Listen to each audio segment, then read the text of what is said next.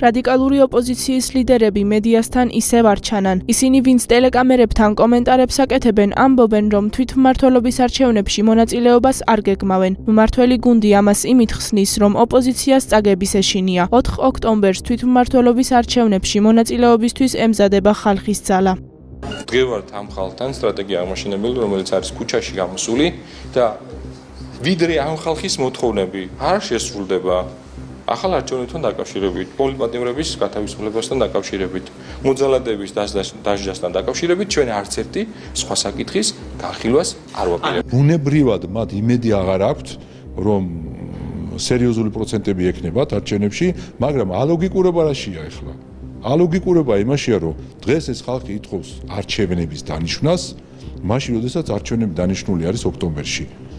თუ სხვა ტიპის არჩევნები ჩატარდება, ფორმულა, რომ ხალხი მხარს არ გიჭერდეს და ისე მაინც მოიგო არჩევნები, ამისთან არ მოუგონია არავის დედამიწის ზურგზე.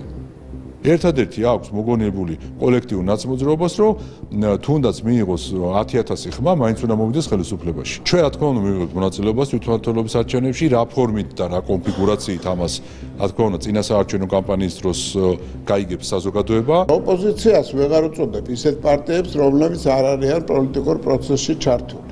ეგ არის ფაქტი. თუ კი არ მიიღებენ მონაწილეობას, ამაში სიკეთე არაფერი არ არის, იმიტომ რომ საზოგადოებას ჭირდება ოპოზიციური აზრები ერთმანეთთან დაპირისპირებული, რათა შესაბამის დასკვნები გააკეთოს.